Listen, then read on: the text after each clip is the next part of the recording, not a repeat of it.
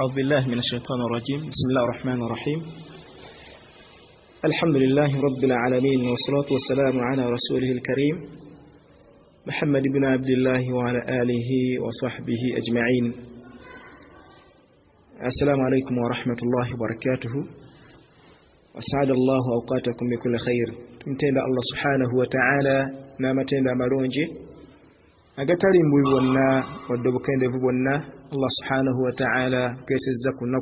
olw'essande nga tukyali balamu. Tusaba Allah subhanahu wa ta'ala wa kitiibwa atuwa obulungi obuli mu lunaku olwaleero, era nga tusaba Allah subhanahu wa ta'ala attaase obubi obuli mu lunaku olwaleero. Tumwebaza Allah subhanahu wa ta'ala tujje atuwadde obuwangazi okuva ku lunaku olw'essande etwali ffenna wano mu kwanukula ebibuuzo byaffe n'atuusa olwaleero Allah subhanahu wa ta'ala. Mpozi neebaza n'edduwa zammwe ze mubadde mumpeereza. Mbadde mugonvugonvu, masha Allah tabarakallah, nkyali mugonvugonvu muku kati naye nkakasa nti Allah ajja kusinziira ku dduwa zammwe ze mumpeereza. Bakakasanga muzimpeereza n'omutima omulungi nga temuyinaamu kintu kirala kyonna kyonna, Allah subhanahu wa ta'ala ajja kwongera okubeera nga ntereeza, mbeere nga ntereera ddala obulwadde obunnumaalumamuko. Muganda waffe Sheikh Milad tannaba kubeera nga atereera, kimanyiddwa bulungi nnyo. Yakomawo mu ggwanga mwali mu Uganda, naye akyalina ebimutawaanyatawaanya. Njagala twongere mu maaso n'okubeera nga tugumiikiriza insha Allah ta'ala, tukyali bumu naye twongere mu maaso okubeera nga tumugumiikiriza, malirize ebimutawaanya biidhnillahi ta'ala, ajja kudda abeere nga twanukula ebibuuzo. Katugezeeko okwanukula ku bimu ku bibuuzo ebibuuziddwa insha Allah ta'ala. Nsaba Allah subhanahu wa ta'ala tubeere nga tusobozesa okubyanukula mu nnyanukula esingako obulungi. Mwannyinaffe ekibuuzo kino okusookera ddala neetonda eri mwannyinaffe ono, kubanga ekibuuzo kino ndowooza ngenza okukiraba okiwuliriza nga yakibuuza ne ku mulundi ogwayita, yakibuuza n'omulundi ogwayita, ne sikyanukula ndowooza oba saakiraba bulabi, naye n'atakoowa olwaleero n'akiddamu. Yabuuza nti shisha ekyakunywa ekyo kikkirizibwa mu Busiraamu oba tekikkirizibwa? Ebintu ebyo okusingira ddala biri mu mbeera z'Abawarabu wano waffe e Uganda, batono nnyo ababikozesa, naye okusingira ddala kyakunywa Bawarabu we basinga okubeera nga bakozesa ebintu ebyo okubeera nga babinywa. Naye shisha oyo bw'obanga omugenderedde obanga otegedde ku byafaayo bye, atamiiriza ddala bulungi nnyo n'okusinga enjaga. Omuntu abeera amunywedde obwongo bwe bukyukira ddala bulungi nnyo n'okusinga enjaga oba sigala yenna atamiiza, era atamiira ddala bulungi nnyo obwongo bwe bukyakalanye ddala n'okusinga omuntu anywedde omwenge. Mu abantu abawaagala n'abantu abo abanywa ebintu ebyo, mubeegendereze nga bamaze okubinywa, mutuufu obwongo bwabwe bukyukira ddala, n'olwekyo ebintu ebyo biri haramu. Ate Nabbi sallallahu alaihi wasallam yagamba nti kullu muskar, buli kyonna kyonna ekitamiiza gubeera mwenge, buli kyonna ekitamiiza guba mwenge, era buli mwenge gwonna guli haramu. Era tutawaananga kubuuza, bwe bagambanga ekitamiiza kyonna tobuuzanga nti ono bwakata, ono bbiya, ono waragi, eno njaga, biki byonna haramu, kubanga bikyusa ku bwongo bw'omwana wa Adamu. Ate tebiriiko nti onywedde katono. Nabbi sallallahu alaihi wasallam yagamba ma askara kathiru au qalil haram. Ekitamiiza kyonna oba onyweddeku katono nnyo mwenge, oba onyweddeku ttondo, oba byo bishisho okiseeko mu muliro gumu gwokka, oba onywedde kingi, kibeera ki haramu. N'olwekyo ebintu ebyo tebikkirizibwa mu Busiraamu. Omusiraamu okubeera nga abikozesa bira haramu, era Obusiraamu bubiramulira ddala nti obeera onywedde mwenge, n'obwolabira ddala n'essigala naye haramu, enjaga yonna haramu, byonna ebyo bigwa mu ttuluba lya mwenge, kubanga bikyusa ku bwongo bw'omwana Adamu. Wa barakallahu fikum, wallahu subhanahu wa ta'ala a'lam. Ajara yabuuzizza Ajara Sulaiman yabuuza nti lwaki abakazi bali wa Ramadan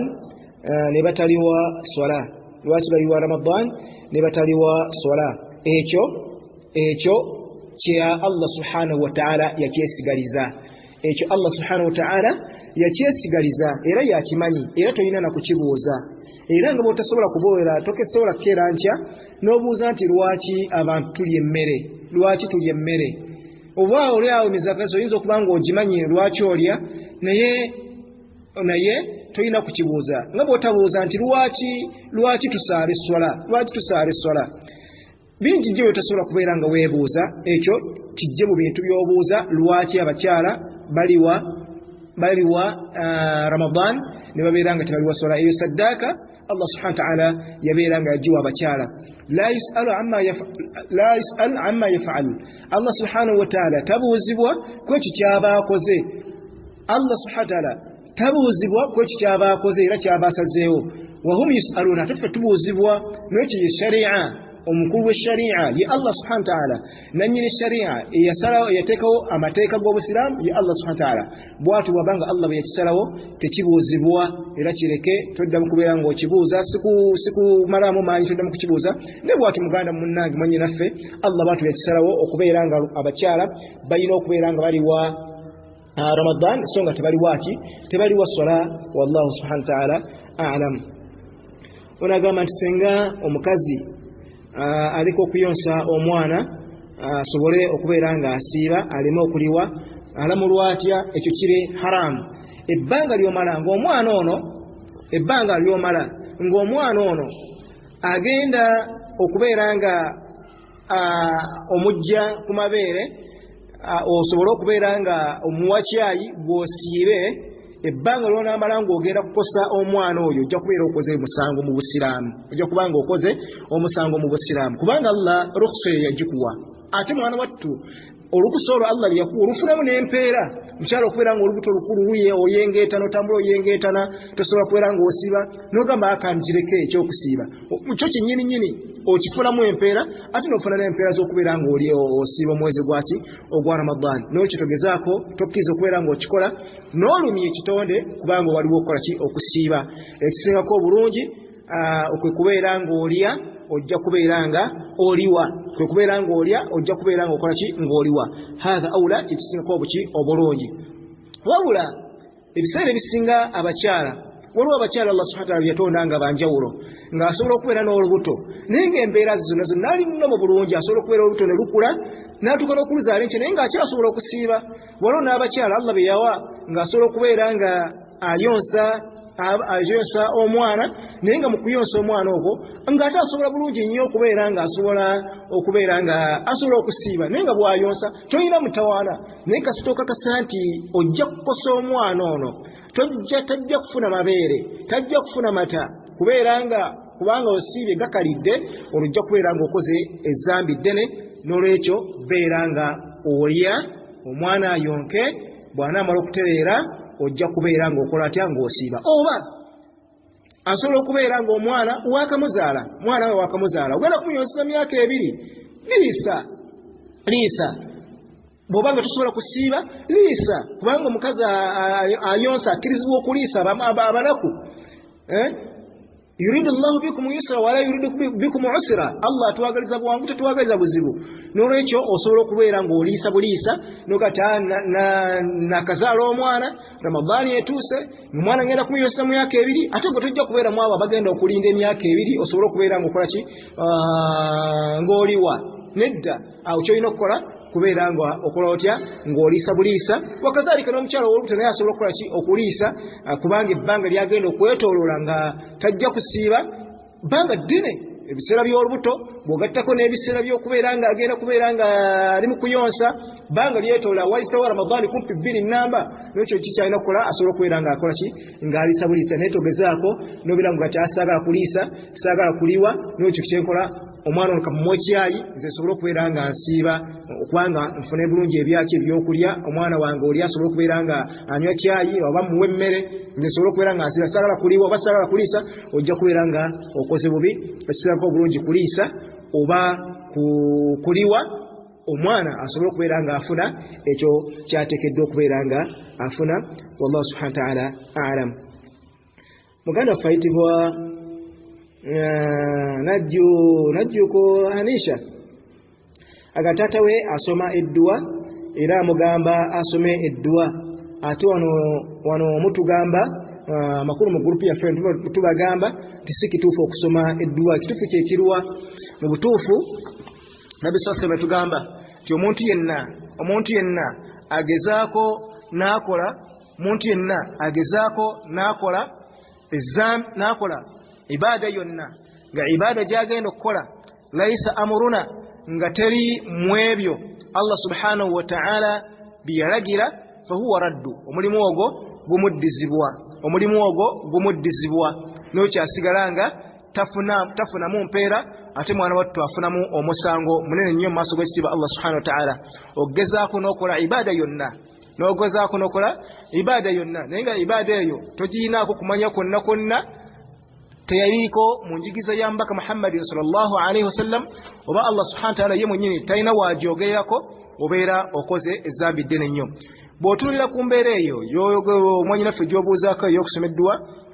mbaka Muhammadin sallallahu alaihi wasallam ye mwennyini nga ye omubaka alaihi wassalam yafiirwa abantu baali bangi era mu bantu byafiirwa mwalimu baasinga okwagala kyokulabirako nga kitaawe ayitibwa Hamza yali amwagala nnyo bw'ova ku Hamza ba Khadija ba Aisha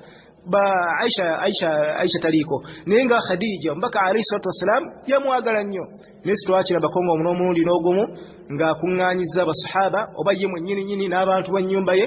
ng'atudde mu kifo w'atudde nga bagenda kubeera nga basabira abantu ab'eddua n'olwekyo wano mu gurupu yaffe nga bw'obuuza ekibuuzo tugamba nti ekyo tekiri mu nkola ya busiraamu era wadde nga kitaawo akugamba ogenda ku mukolo ogwo ogw'okusaba eddua si kyekituufu wadde nga ye kitaawo era bw'onaaba nga togenze kyekisingako obulungi era kyosinga n'okubeera nga ofunamu empeera mu maaso g'ekitiibwa Allah subhanahu wa ta'ala eddua ezo teziri mu njigiriza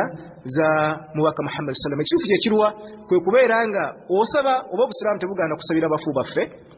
kusabira abafu baffe naye mu mbeera yonna maliriza okusaala oba okyali musala mwennyini mu tahiyatu esembayo otuula n'osabira bakadde b'eddua mutahiyatu mwennyini noga Allahumma ighfir walidayya warhamhum kama rabbayani saghira oba oluvannyuma lw'okusaala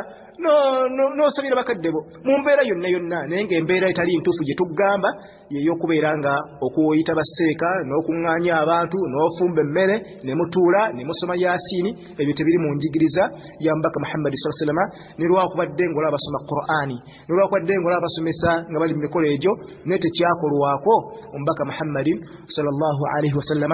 wallahu subhanahu wa ta'ala a'lam muganda waffe ayitibwa Abu Makka abuuza agamba nti singa ŋŋenda ku bugenyi nga nsiibye olunaku olwa sunna kinkakatako okusiibulukuka oba ŋŋenda mu maaso n'okusiiba kinkakatako okusiibulukuka oba ŋŋenda mu maaso n'okusiiba ekyo muganda waffe Abu Makka kyatubuuza Nabi sallallahu alaihi wasallam hadithi emi agamba al-mutatawwir amiru nafsi omuntu yenna ali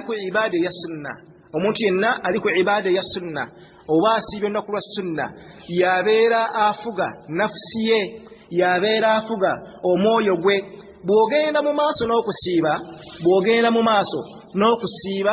Allah subhanahu wa ta'ala akikkiriza n'omubaka akola atya yakikkiriza ogenda mu maaso n'okusiiba Allah akikkiriza toyina mutawala ogenda mu maaso n'okusiiba ate era mwana wattu bw'olya Allah subhanahu wa ta'ala nakyo talina mutawaana n'omubaka alayhi wasallam nakyo yakisomesa Allah akusasirako ekyo ky'okoze otya ky'osiibyeko Allah akikusasula singa obeera mu lunaku lwa sunna al afdal naye ng'ate ekisingako obulungi naddala singa munno abeera yakulagaanyisa n'akuyita ku bugenyi munno yakulagaanyisa n'akuyita ku bugenyi yakulagaanyisa nti munnange lunaku lwokuna jangu onkyalire n'ogenda ng'osiibye oba obadde weerabidde n'ojjuka nti fulani yampita Seka Muhammad yampitako ewuwe olwali okubeera nga mumukyalirako n'ogenda ewuwe nga weerabidde nti n'ogenda ewuwe nga wasiibye ekisingako obulungi kwe kubeera ng'olya ne munne emmere kyekisingako obulungi bw'oba ng'osobola okumunnyonnyola nga nti munnaye nasiibye nga tajja kukifunamu buzibu tekina mutawaana Allah akuwa empeera zo naye nga bw'oba ng'olidde Allah akusasulako ekyo n'ofuna n'empeera z'okulya ne muganda wo emmere naye si kyawatteeka nti bwogenda gye bakwisa okukyala olina okulya oba bwogenda gye bayisa ngodde nga wasiibye olunaku olwa sunna olina okubeera ng'okola otya okubeera ng'osiiba nedda era ensonga lwaki ku lunaku olwa sunna osobola okukeera bwegezi ku makya nga tolina nniya ssaawa 3 tonnaba kulyawo kantu konna konna ez'okumakya n'ogatya nsiibye olwaleero nkoze ntya nsiibye n'olwekyo kyagamba omubaka Muhammad sallallahu nti omuntu yenna asiiba sunna yabeera amiiri wa nafsi ye kyayagala kyakola oli waddembe okulya oli waddembe n'okubeera nga osiiba olunaku singa oba oli abakuyise tabeere nga afunamu obuzibu oba tobeere nga omutaataaganya mu mbeera ze wa barakallahu fikum wallahu subhanahu wa ta'ala a'lam. Bismillah alhamdulillah nga tukomyewo okubeera nga twanukula ebibuuzo byaffe ebisigaddeyo. Mwannyinaffe ayitibwa Titi abuuza nti zikirizibwa okugamba oluvannyuma lw'okusaala nga nkola adhikaari zino ez'oluvannyuma lw'essola ne ŋŋamba nti subhanallah nenkyogera nti subhanallah nembala bubazi nga sizzeemu kwogera neŋŋamba nti alhamdulillah nembala bubazi nga sizzeemu kwogera neŋŋamba allahu akbar nembala bubazi nga sizzeemu kukyogera nze mbala bubazi mu ngalo zange mirundi 33 ate oba oyogedde ki kitegeeza nti olubeera okyogedde omulundi gumu gokka obeera okyogedde omulundi gumu gokka omubaka alayhi salatu wassalam yagamba omuntu yenna agamba nti subhanallah oluvannyuma lwa buli sola ezaalaalikibwa subhanallah emirundi 33 subhanallah emirundi 33 n'agamba nti alhamdulillah emirundi 33 agamba nti alhamdulillah 33 n'agamba nti allahu akbar emirundi 33 yagamba nti Allah musonyi w'amazambi ge yakola ne bwakubadde nga genkana ekyovu kyennyanja banga lyamala nga yeewaza amazambi amaki amanene n'okikakatako si kubala bubazi mirundi wabula oteekeddwa okubala ekyo kyoyogera yobala ki ate obala ki ekyo kyotayogera era kyova olaba nti obeera mu mizikiti abantu nga bali kwazikaareza subhanallah muntu omulaba aseereza buseereza bwati ngalo noga nti subhanallah azibaze ddi olugalo n'oluliko ebiseera 3 nolaba ye ng'ayisaako buyisa nga tokakasa nti ddala akoze atya abaze emirundi eno giggwayo ekituufu kwe kubeera nga ogati subhanallah nga bw'omala gugumu subhanallah egyo 2 subhanallah egyo 3 olugalo ne luggwayo n'okwata olugalo olwokumeka olwokubiri olwojja okufuna empeera z'okubeera ng'oyogedde ebigambo ebyo nga buli kigambo okyogedde emirundi 33 wallahu subhanahu wa ta'ala a'lam. Era yabuuza ekibuuzo ekyokubiri n'agamba nti alina ku muzikiti Titi alina ku muzikiti we yabeerako n'agamba nti nga waliwo abavubuka bano tebasalira mabega wa imaamu mbuli imaamu alina byakola era basalanga bokka esola yaabwe balamula batya okusookera ddala imaamu ono alina okubeera nga yeetereeza munnange obeere nga osaala ng'okulembera abantu nga b'okulembera bakwagala kibi nnyo era yensonga lwaki omubaka alayhi salatu wassalaamu hadithi erimu ebintu nga 3 yagamba nti abantu ba miteeko 3 abantu 3 basaala essola zaabwe naye ng'essola ze basaala tezisitulwa okuvaawo bagisaalidde okugenda mu maaso g'ekitiibwa Allah naye omukubo yagamba nti wal imam omukulembeze yenna ya ummu qawman akulembera abantu wahum karihun naye ng'abantu abo bamutamwa nga bakulembera bamutamwa nga tebamwagala naye n'asigala ng'agamba nti nze nja kubakulembera nze lazima nja kubasaaza nze nina okubasaaza ebbanga ly'omala nga bote b'osaaza bwe tebafaaragana naawe n'okikakasa nti tebakwagala mwana wattu gwe kennyini imaamu essola z'osaala tezikola zitya tezikkirizibwa n'olwekyo imaamu oyo alina okuba nga yeekola ki yeetereeza waliwo okusobola okubeera nga obuntuntu bwakola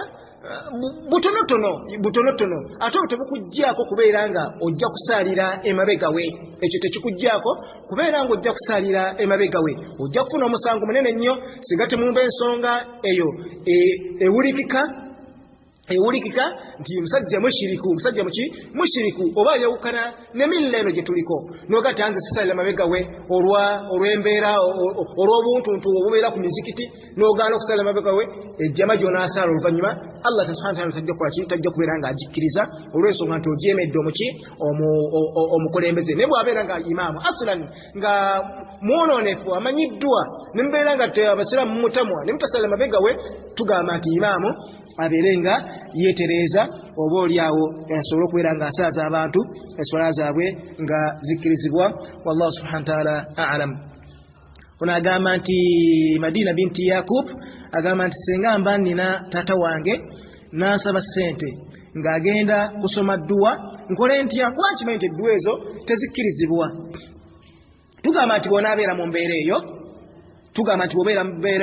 obeera rajulun salihun taqiyun obeera musajja omulongoofu atya Allah obeera musajja salihun omulongoofu attaqiyu ng'otyani Allah subhanahu wa ta'ala wabwe obeera mukyala n'okolaako n'ogezaako n'otuukiza embeera eyo obeera mukyala salihun omulongoofu attaqiyun ng'otyani Allah subhanahu wa ta'ala. Bannange Allah subhanahu wa ta'ala mbaka Muhammad sallallahu alaihi wasallam natugamba ti la tazulu abdi qadamin omuddu tagenda kuseetula kigere kye kuva mu bbaliro togenda kuseetula kigere kyo kukijja mu bbaliro ng'oli maaso g'ekiba Allah subhanahu wa ta'ala hatta yusalu an arba'i okuleka ngo maze kubuuzibwa ku nsonga nnya ne mu nsonga ezo nnyo mbaka Muhammad sallallahu alaihi wasallam yatugamba yagamba ti wa an malihi kumaliyo min aina iktasabat ensimbi ezo wazijjawa wa fima anfaqahu era wasaasanya otya munnange wasaasanya mu dduwa wasaasanya kuwa bakadde bokusaba kulomba dduwa edduwa twakyebeka emabega mu bibuuzo byaffe ebikulembedde ntekkirizibwa mu busiraamu ey'okuŋŋaana ne mufumba emmere ne mulya tekkirizibwa mu busiraamu naye ensimbi ezo Allah subhanahu wa ta'ala ajja kukola ki kubeera nga azikubuuzaako. Era mu bantu Allah subhanahu wa ta'ala baatamwe ennyo Ombaka Muhammad sallama biyatusomesa yagamba man awa muhdithan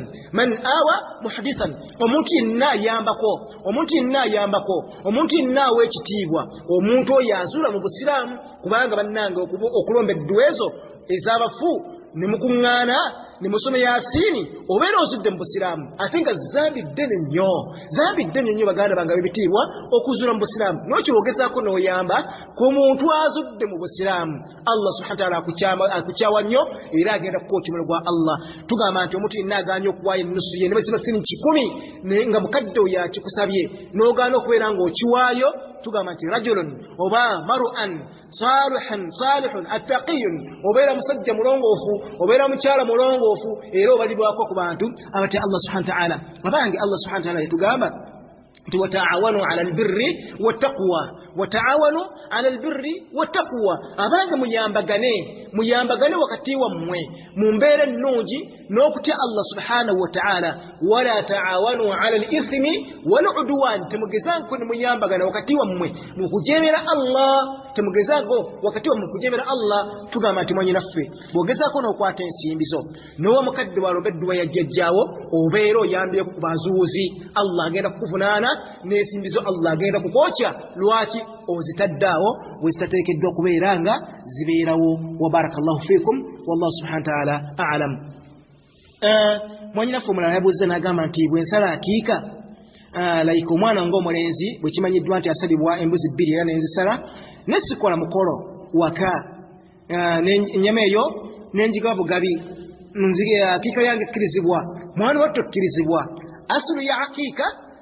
ya akiika kugaba nyama kyo kisingako obulungi kirungi okugaba obugabi ennyama n'osala ennyama eyo n'ogigaba. Kino ekyokukola omukolo era kyekimu kusinze okulemesa abaana Adamu kubanga omusajja asiŋŋaana awowe omusiŋŋaana nga yazaala akaana ke bw'akazaala asuubira okubeera nga ajja kugula embuzi 2 niye atandika okubalirira nagati ku mbuzi eno 2 nina okuteekako akasawo k'omuceere kilo 5 nina okugulako obutto nina okugulako amatooke weekanga ng'embeera eyo ey'okukola omukolo ogwo emutwaliriza akaseera obudde ne bumuyitako n'atasala ki akiika. Bw'obanga oyina embuzi zo awandi badde osaba busazi naye ng'ate bannange Allah bw'abanga akuwadde okuŋŋaanya abantu bo n'obaleetako mu makaago n'obagamba nti abange mujje tukuŋŋaaneko wamu mulabeko n'ewange wensula tulyeko naffenna ate mwana wattu ekyo kirungi nnyo senga obeera ng'obadde olina obusobozi bw'obanga obadde tolina busobozi kiri nakyo obusiraamu bukola ki bukikkiriza kubanga asulu ya aqiika kusala mbuzi na kubeera nga ogaba ennyama naye ate obeera ng'ogifumbye n'oyita banno ng'olina obusobozi ne mulyawo mwenna ne balaba bw'osula kyekisingako obuki obulungi bw'oba okoze kiri tulina mutawaana wallahu subhanahu wa ta'ala a'lam. Mwanyinaffe omulala abuuza naga nti bwe mba nsaala salatul layili nzikirizibwa okusaala raaka 2 n'entuula n'endeeta adhikaari oba mmala kuzimalayo zonna 3. Amakulu ayinza okubeera nga agenda asutuse ekiro agenda kusaalayo eraaka 2 oluvannyuma asaale ne wiitiri nkakasanga kyebadde ategeeza mwanyinaffe ono asutuse ekiro asaaleyo raaka 2 oluvannyuma asaale neki ne sunnatul witiri ng'agenda kusaalayo eraaka etya emu. Toyina mutawaana oli waddemu okusaala eraaka zo 2 olwakazo 2 nga bwetukola mu tarawehe n'osaala eraaka 2 n'otuula n'owummulamu oliwaddemu okuleeta adhikaalizo mpolampola omukaama nga oli mu tarawehe oba oli mu makaago okkirizibwa bulungi nnyo okusaala 2 n'otuula oluvannyuma lwa raaka 2 n'okola adhikaalizo zonna z'oyagala. Tegeera subhanallah alhamdulillah la ilaha illallah allahu akbar la hawla wala quwwata illa billah oli waddembe bulungi nnyo toyina mutawaana n'omala okusala 2 n'obeera ng'otuula n'okola adhikaalizo n'oluvannyuma n'osituka n'obeera ng'oleeta endala nakyo tekirina mutawaana wallahu subhanahu wa ta'ala a'lam. Muganda waffe ayitibwa Muhammadi Muganda nogati watusomesa nti abantu babeera ne shiriki mu waleti oba mu motoka zaabwe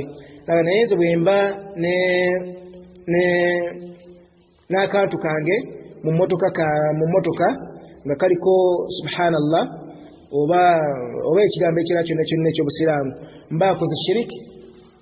Embeera eyo watokoze shiriki oba tokoze shiriki. Naye omubaka Muhammadin sallallahu alaihi wasallam yatugamba nti abasiraamu bajja kutuuka ekiseera bagoberere abantu lutakuluta bagoberere abakafiiri lutakuluta. Olwaleero abakafiiri emmotoka zaabwe batimbamu emisaalaba batimbamu emisaalaba. Kyatuuka akaseera nga n'abasiraamu